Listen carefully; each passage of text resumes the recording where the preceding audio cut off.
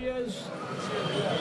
And of course, I've always said that our journalist friends, they have also been the frontline COVID warriors. And all through 2020, you have been reporting from ground zero, taking all the risks yourself. And of course, I've always said that our journalist friends, they have also been the frontline COVID warriors. And all through 2020, you have been reporting from ground zero, taking all the risks yourself and sharing all relevant and good information with the people of India. So first of all, my greetings to all of you in particular and to the people of Tamil Nadu. And it's not my greeting, it is the greeting of my beloved Prime Minister Shri Narendra Modi ji, who has always been inspiring us all through 2020. He has guided, he has led from the front, he has been proactive and he has monitored everything very meticulously. So I convey the good wishes of my Prime Minister to the people of Tamil Nadu today. Today is 8th January and I recall that exactly 1 year back,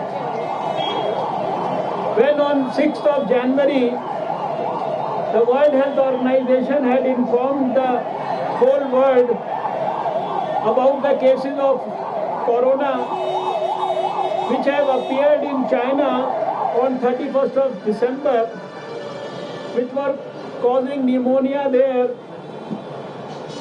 We were the first ones in the whole world to have probably taken a note of it.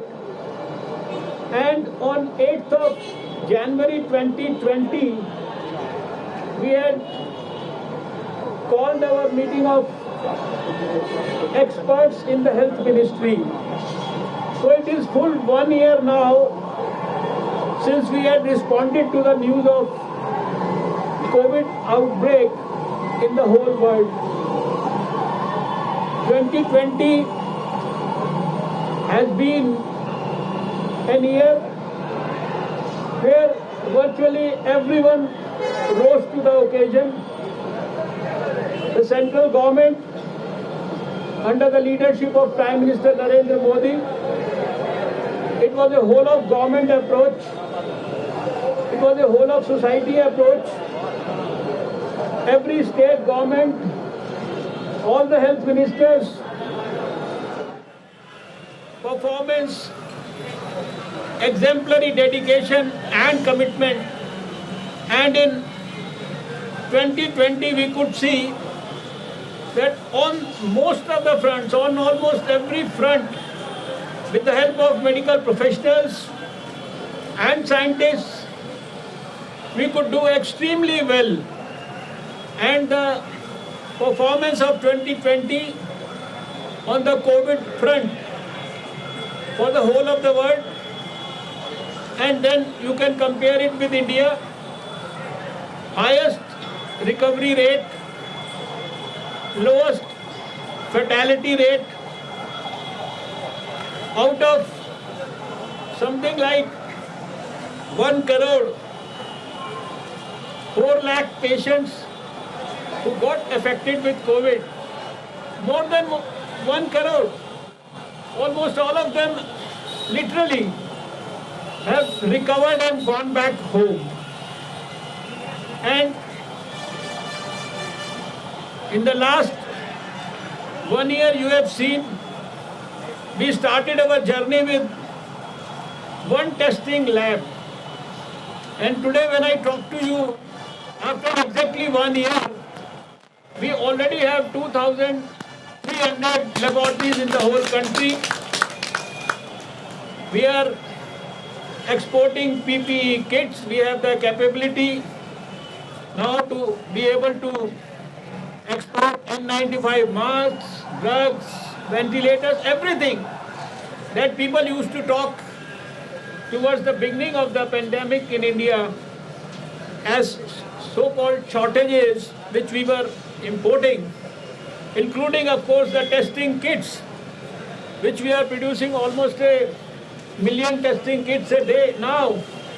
Everything we have been able to take care of in India itself, and this has happened because of the inspiration given by the Prime Minister for the development of an Atmanirbhar Bharat by the countrymen. Today, I am so happy and delighted to be here in Tamil Nadu. You know that in the shortest possible time, India has also done extremely well on the front of the development of vaccine. And right now, 2 of our vaccines have been given emergency use authorization.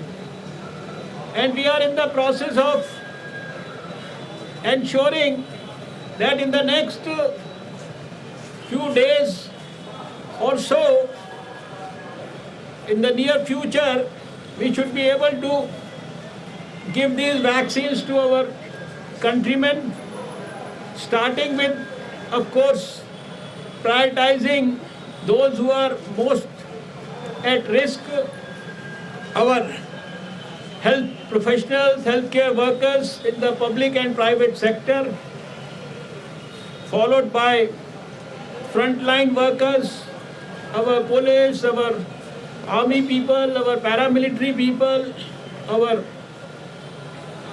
sanitation and our municipal corporation, and all those frontline workers who helped us in containment zones and other places.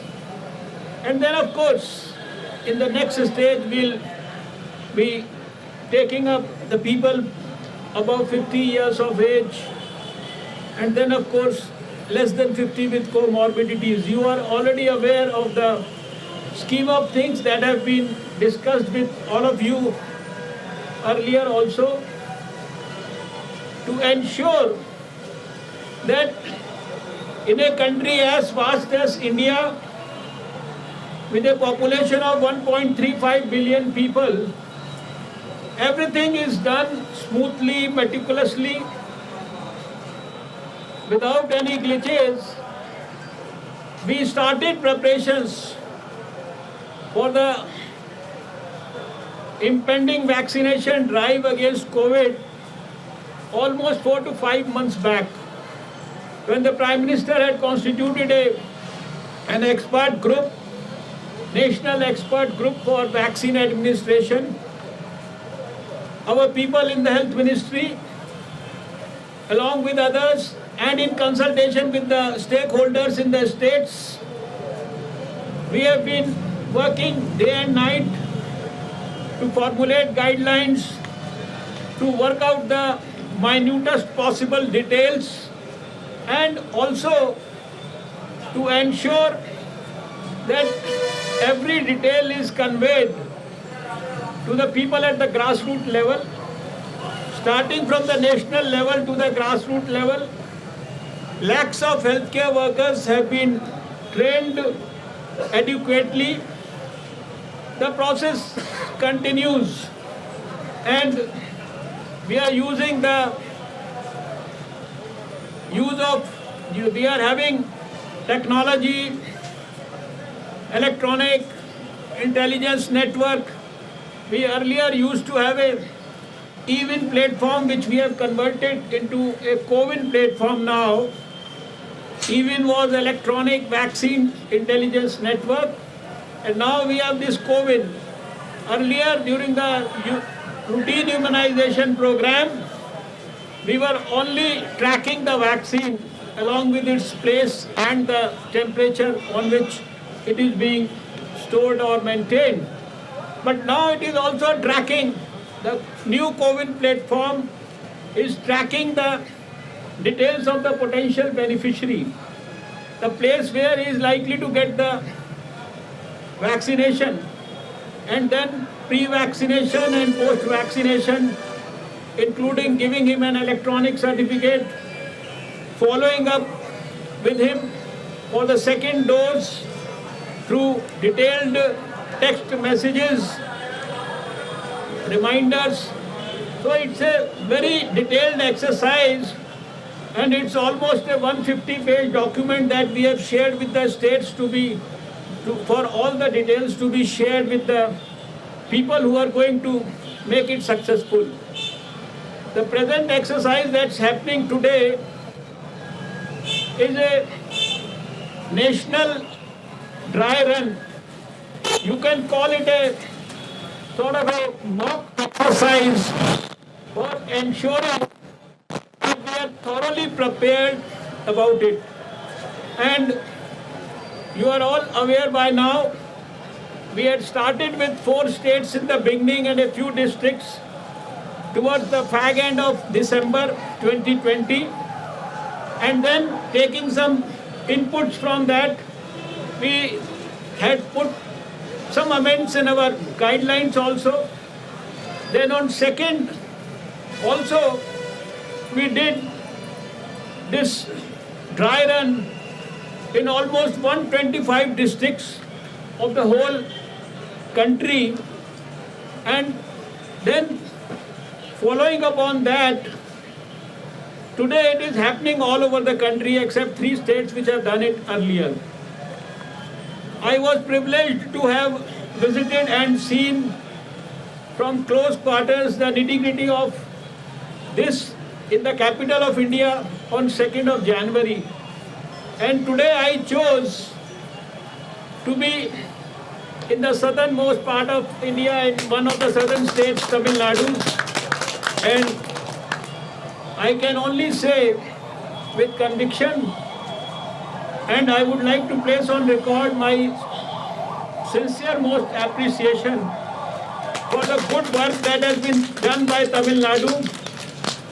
Our health minister, with the blessings of the Chief Minister, and with dynamic officers like the present Health Secretary and all his colleagues here in the government sector as well as in the private sector. And I know that a couple of months back, this Chennai was itself in a lot of trouble. All through we were worried about many states. Of course, Tamil Nadu was also one of them. But the way things were done in such a good manner in Tamil Nadu, and I was particularly impressed by the fact that 100% tests in Tamil Nadu were done by RT-PCR.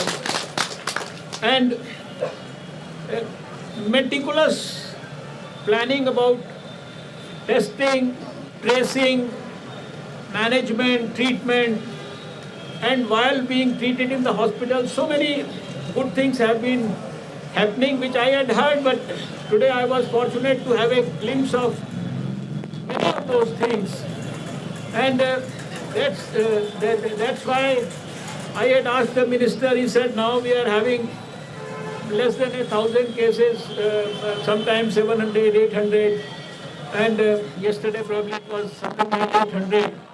So they have to keep up the good work. The country has been, you can say, blessed with 2 vaccines available right now, and we will make sure that in the near future we start the vaccination drive for the priority groups and do it with meticulous precision at even the remotest sites for vaccination in the country. I will also use this occasion to highlight and underline one fact, which is another program in almost 10 days from now, about which I had spoken to all the health ministers in the country yesterday through the video conference. January 2021, and it was January 2011, exactly 10 years back, we had seen the last case of polio in this country somewhere in near Howrah in West Bengal. We eradicated polio and was certified by the World Health Organization in 2014.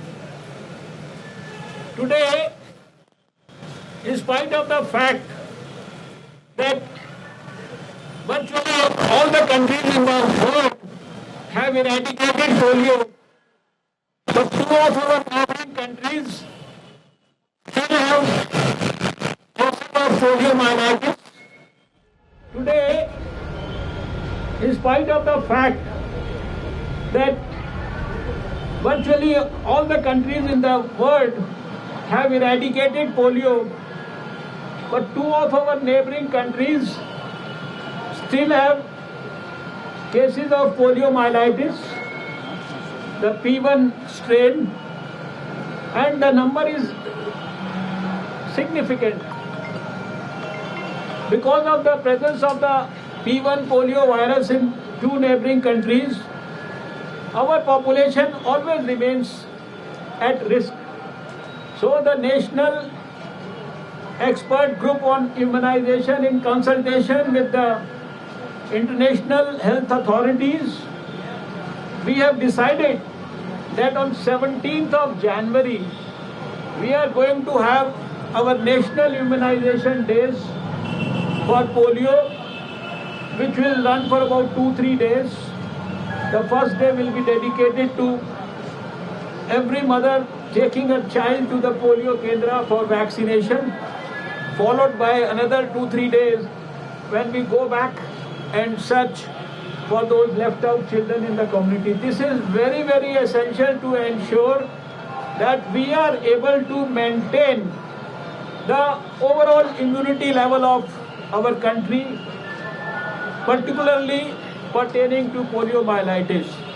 So my appeal today regarding the program on 17th National Immunization Day against polio is that we have to once again ensure that 100% children less than 5 years accompanied by their parents should receive 2 drops of oral polio vaccine on that day.